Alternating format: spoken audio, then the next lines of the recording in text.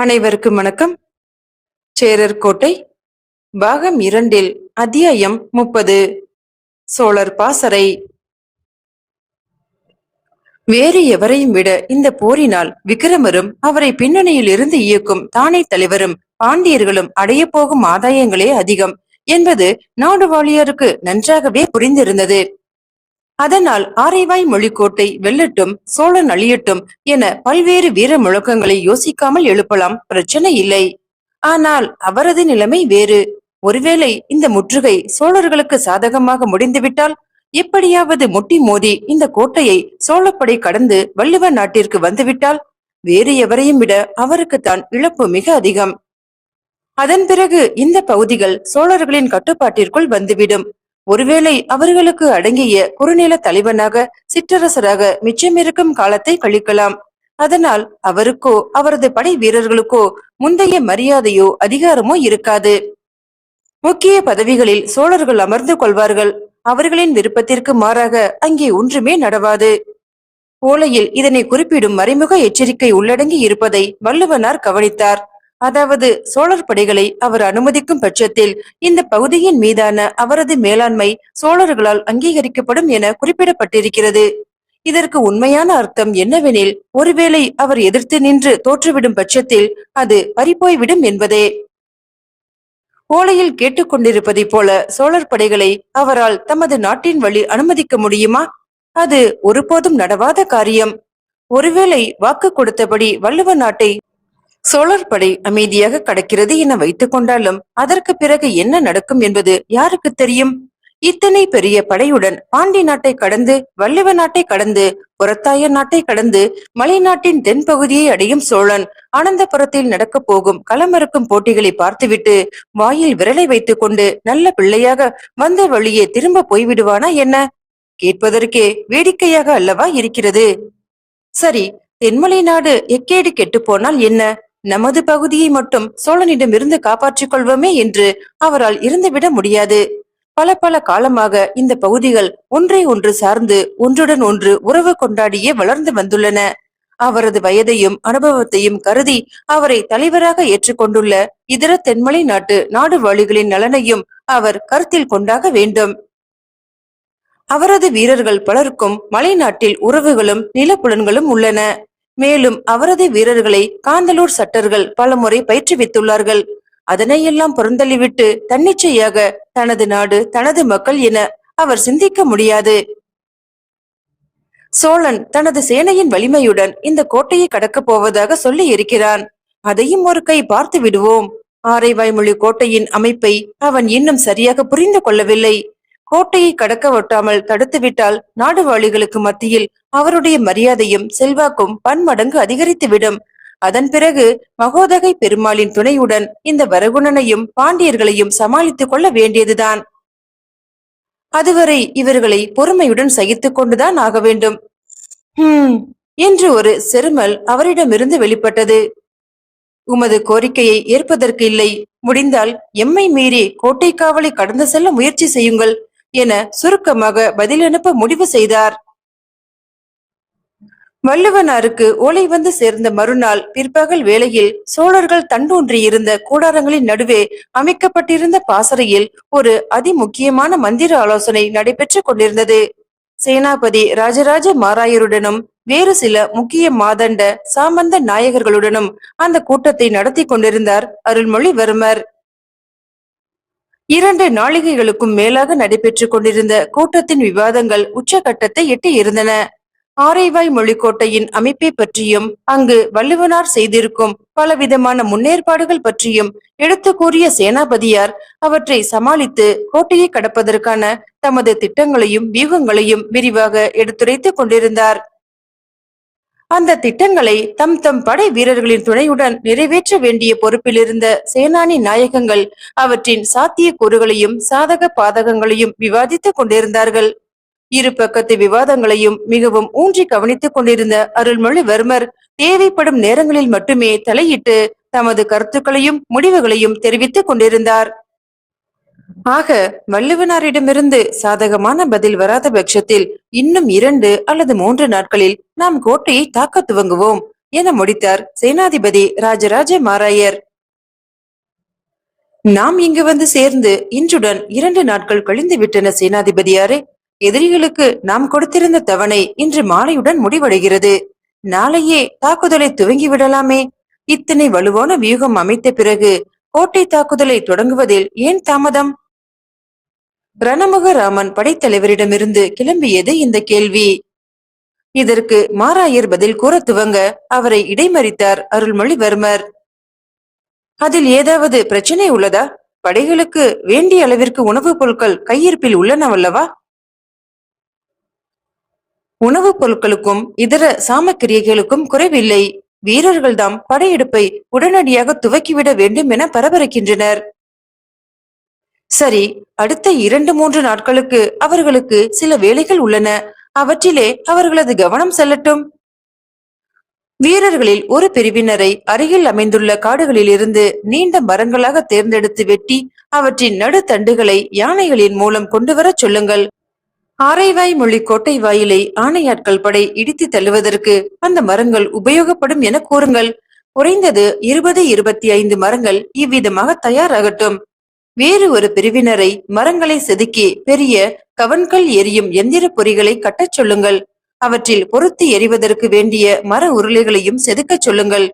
குறைந்தது 4 அல்லது 5 பொறிகள் தேவை. இவ்விரண்டு பணிகளும் செவ்வனே நடைபெற்று முடிந்தால்தான் கோட்டையின் முற்றுகை துவங்கும் என கூறிவிடுங்கள். கூட்டம் களையட்டும். வலது கரத்தை உயர்த்தினார் அருள்மொழிவர்மர்.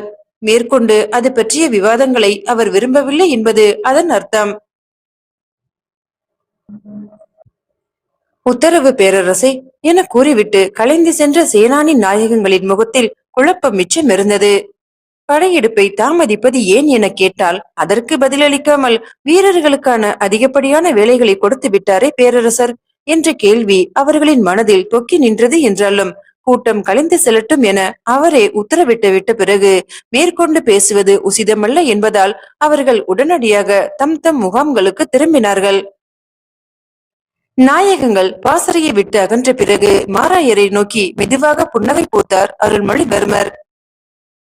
என்ன, ஒரு வழியாக அவர்களை சமாளித்து விட்டேனா? இல்லை, அவர்களின் முகத்தில் இன்னும் கேள்விகள் தொக்கி நின்றன. இன்று இரவுக்குள் எவரேனும் தனியாக வந்து சந்தித்து அதே கேள்விகளை மீண்டும் எழுப்பக்கூடும். அவர்களது பரபரப்பு எனக்கு புரிகிறது. என்றாலும் வேறு வழியில்லை என்பது உங்களுக்கு தான் தெரியுமே என பேரரசர் கண்களை சிமிட்டினார். நாம் நினைப்பது போல காரியங்கள் நடைபெற வேண்டுமே என கவலையாக இருக்கிறது. இன்னும் 2 அல்லது 3 நாட்களுக்கு வீரர்களை சமாளித்து விடலாம். அதற்கு மேலும் தாமதம் ஏற்பட்டால்? நிச்சயம் ஏற்படாது, கவலை வேண்டாம். அதோ பாருங்கள், வெண்கொடி ஏந்திய புறவி ஒன்று வெகு தூரத்தில் நம்மை நோக்கி வருவது தெரிகிறது. அநேகமாக நாடாழ்வாரின் தூதர்கள் தாம் வந்து கொண்டிருக்கிறார்கள் என நினைக்கிறேன். என்ன செய்தி வருகிறது என பார்ப்போம். அடுத்த ஒரு நாளிகை நேரத்தில் அந்த தூதுவர்கள் பாசறைக்கு வந்து சேர்ந்தார்கள். திருமெய்க்காவல் வீரர்கள் அவர்களை உரிய முறையில் பரிசோதித்துவிட்டு அவர்களை பாசறைக்குள் அனுமதித்தார்கள். பாசறையில் அருள்மொழிவர்மரையும் மாராயரையும் தவிர வேறு ஒருவரும் இல்லை. மரப்பட்டை நிறத்தில் மெய்ப்பை தரித்து இடையில் வெண்பட்டு கச்சை கட்டியிருந்த அந்த தூதுவர்கள் இருவருமே பேரரசரின் முன்பு ஒரு காலை மடித்து மண்டையிட்டு நிலம் தொட்டார்கள். சோழ சக்கரவர்த்திகள் சமூகத்திற்கு வணக்கம். ஆரைவாய் மொழி கோட்டையின் அதிபதியும் வள்ளுவ நாட்டின் தலைவருமான நாடுவாழியார் சோழர்களுக்கும் தங்களுக்கும் தமது அன்பை தெரிவித்து இந்த ஓலையை கொடுத்தனுப்பினார். ஓலை பணிவுடன் நீட்டப்பட்டது. நல்லது. வாய்மொழியாக ஏதேனும் செய்திகள் உள்ளனவா? ஓலை கொடுத்தனுப்பும் தூதரிடம் எழுத்தில் பகிரங்கமாக குறிப்பிட முடியாத சில செய்திகளை சொல்லி அனுப்பும் பழக்கம் அக்காலத்தில் உண்டு என்பதால் அருள்மொழிவர்மரிடம் இருந்து அந்த கேள்வி எழுந்தது. தூதுவன் நாலாபுறங்களிலும் தனது கண்களை மெல்ல சுழல விட்டான். பிறகு மெல்லிய குரலில், ஆரைவாய் மொழிக்கோட்டை இதனை விட பலம் மிகுந்த பல தாக்குதல்களை பலகாலம் சமாளித்திருக்கிறது என்றும் தங்களின் தற்போதைய சேனா பலத்தை கொண்டு அதனை கைப்பற்ற முடியாது என்றும் அவ்விதம் முயன்றால் சோழர்களின் பக்கமே சேதாரம் அதிகமாக இருக்கும் என்றும் நாடுவாழியார் தங்களிடம் தெரிவிக்க சொன்னார். அதனை நாம் நன்றாகவே அறிவோம். வேறு ஏதாவது? சோழர்களுக்கும் மலை நாட்டிற்கும் நூற்றாண்டு காலமாக நிலவி வரும் நட்புறவை கருத்தில் கொண்டு கோட்டை முற்றுகையை கைவிடும்படி கேட்டுக்கொண்டார். நல்லது தூதுவர்களே, மிகுந்த சிந்தனைக்கு பிறகே இந்த படையெடுப்பு இந்த முறையில் நம்மால் துவங்கப்பட்டது. தமக்கு கொடுக்கப்பட்ட கௌரவமான வாய்ப்பை நாடு வாழியாரும் அவரை சூழ்ந்துள்ள சக்திகளும் இழந்து விட்டார்கள் என அவரிடம் சென்று கூறுங்கள். இனி இந்த பகுதியில் இரத்த ஆறு ஓடப்போவதை ஒருவராலும் தடுக்க முடியாது. நீங்கள் சென்று வரலாம். யாரங்கே? இவர்களை பத்திரமாக அழைத்துச் சென்று கோட்டை பகுதியில் விட்டு விடுங்கள். அவர்கள் இருவரும் மீண்டும் ஒருமுறை மண்டியிட்டு வணங்கிவிட்டு அவ்விடம் அகன்றார்கள். அவர்கள் மறைந்த மறுக்கணம் பேரரசரின் முகத்தில் ஒரு கடுமையும் உறுதியும் பரவி நின்றன. மாராயரே, உடனடியாக செய்தி அனுப்பியாக வேண்டும். யாரங்கே? திருமந்திர ஓலை நாயகத்தை பாசறைக்கு வரச் சொல். விறுவிறுவென தமது உத்தரவுகளை பேரரசர் பிறப்பிக்க அவற்றை மிகச்சிறிய பனை ஓலைகளில் எழுத்தாணியின் உதவியுடன் ஓலை நாயகம் எழுதி முடித்தார். பிறகு அந்த ஓலைகள் வளைத்து சுருளாக மடிக்கப்பட்டு அவற்றில் அரசாங்க லட்சணைகள் இடப்பட்டன. அடுத்த அரை நாளிகை நேரத்தில் பாசறை வாயிலிலிருந்து 7-8 புறாக்கள் தம் தம் கூண்டுகளிலிருந்து விடுதலையாகி வானில் சந்தோஷமாக சிறகடித்து பறந்தன. போர்க்காலங்களில் ஓரிடத்திலிருந்து இன்னொரு இடத்திற்கு விரைவாக செய்தி அனுப்புவதற்காகவே பழக்கப்பட்டிருந்த அந்த புறாக்கள் தமது அலகுகளின் கீழ் அரசாங்க முடங்கல்களை சுமந்த வண்ணம் மேல் திசையில் பறந்து மறைவதை பேரரசரும் மாராயரும் கண் கொட்டாமல் பார்த்தபடியே நின்றார்கள். யுத்த காலத்திலும் சமாதான காலத்திலும் புறாக்களின் மூலம் செய்திகள் பரிமாறிக்கொள்வது என்பது அக்காலத்தைய பழக்க வழக்கங்களில் ஒன்று. இதற்காகவே புறாக்களை பிரத்யேகமாக பழக்குவார்கள். தலைநகரில் உயரம் அதிகமான மாளிகைகளோ கோட்டை சாளரங்களோ இவற்றுக்காக ஒதுக்கப்படும். இவற்றை புறா மாடங்கள் என குறிக்கலாம். இந்த பணிக்காக தேர்ந்தெடுக்கப்படும் புறாக்களை சிறு குஞ்சுகளாக இருக்கும் போதே இந்த மாடங்களில் கொண்டு வந்து விட்டு விடுவார்கள். இந்த இடமே தனது இல்லம், இங்கு வேலை தவறாமல் உணவு கிடைக்கும் என்ற எண்ணம் அவற்றின் மனதில் நன்றாக பதியும்.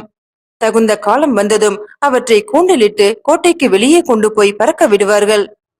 பழக்கம் காரணமாகவும் தமக்கே உரிய நுண் உணர்வுகளின் காரணமாகவும் அவை எப்படியோ தாம் பிறந்து வளர்ந்த அந்த மாடத்தை கண்டுபிடித்து வந்து சேரும். சிறிது நாட்கள் சென்ற பிறகு கோட்டையின் புறம்படியில் இருந்தும் பிறகு கோட்டையை சுற்றியுள்ள ஊர்களில் இருந்தும் பறக்கவிட்டு கொஞ்சம் கொஞ்சமாக தூரத்தை அதிகரிப்பார்கள். இவ்வாறு பழக்கப்படுத்தப்படும் புறாக்கள் நாளடைவில் 100 கல் தொலைவை கூட கடந்துவிடும். ஆக நாட்டின் பல பகுதிகளில் இருந்து தலைநகருக்கு செய்தி அனுப்ப வழி கிடைத்துவிடும். இவ்வாறு பழக்கப்பட்ட செய்தி புறாக்களின் பணி போர்க்காலங்களில் இன்றியமையாத முக்கிய பணியாகிவிடும். யுத்த கால அவசர செய்திகளை மிக விரைவாக ஓரிடத்திலிருந்து மற்றொரு இடத்திற்கு அனுப்ப புறாவிடு தூதே மிகச்சிறந்த வழி. இந்த வழிமுறை 1ஆம் மற்றும் 2ஆம் உலக போர்கள் வரை கூட பின்பற்றப்பட்டது. அது குறிப்பிடத்தக்கது. ஐரோப்பாவில் சில புறாக்களுக்கு வீர விருதுகள் கூட கொடுக்கப்பட்டனவாம். சில வேளைகளில் வித்தியாசமான இடங்கள் புறா மாடங்களாக செயல்படுவது உண்டு. உதாரணமாக கடல் வாணிபத்தில் ஈடுபட்டுள்ள வணிகர்கள் பயிற்றுவிக்கும் சில வகை புறாக்களின் மாடங்கள் மிகப்பெரிய களங்களின் உச்சியில் அமைந்திருக்கும். துறைமுகங்களிலிருந்து கடலில் நங்கூரம் பாய்ச்சி நிற்கும் களங்களுக்கு செய்தி அனுப்ப விளைவோர் இவ்வகை புறாக்களை பயன்படுத்துவர். சற்றே சிரமமான பணி என்பதால் இதற்கு சிறப்பு பயிற்சி கொடுக்கப்படும். கூடியிருக்கும் பல களங்களுள் தமது மாடத்திற்குரிய களத்தை புறாக்கள் கண்டுபிடிக்க ஏதுவாக களங்களின் உச்சியில் கொடி கொம்புகளையோ சிற்பங்களையோ பதிப்பது உண்டு. அருள்மொழிவர்மர் வானில் பறக்கவிட்ட புறாக்கள் மேற்கு கடற்கரை புறவி வாணிபத்தில் ஈடுபட்டிருந்த வணிகர்களால் பல காலம் பயிற்றுவிக்கப்பட்டவை. அவை இரவோடு இரவாக தமக்கு பழக்கமான கடற்கரை பகுதிகளுக்கு பறந்து சென்று கரையோரத்தில் அலைந்து திரிந்து தமக்குரிய கலன்களை கண்டுபிடித்து அவற்றில் அமைந்திருந்த மாடங்களில் நேராக சென்று அமர்ந்து கொண்டன. களங்களில் அவற்றின் வருகை உடனடியாக உய்த்துணரப்பட்டது. அவை சுமந்து வந்த செய்திகள் உரியவர்களால் அடுத்த ஒரு நாளிகை நேரத்தில் படித்து அறியப்பட்டன. இருள் சூழ்ந்த அந்த பின்னிரவு நேரத்தில் அந்த களங்களில் இருந்து 3 நெருப்பு கங்குகள் விசை வில்கள் மூலம் வானில் ஒன்றன் பின் ஒன்றாக செலுத்தப்பட்டன. பின் குறிப்பு: முடங்கல்கள், வளைந்து சுருளாக மடிக்கப்பட்ட ஓலைகள். புறா மாடங்கள். பின்னாளில் திப்பு சுல்தான் ஒரு பெரிய மினாரட்டின் உச்சியில் இது போன்றதொரு புறா மாடத்தை உருவாக்கி இருந்தது தெரிய வருகிறது. மீண்டும் நாளைய பதிவில் சந்திக்கிறேன்.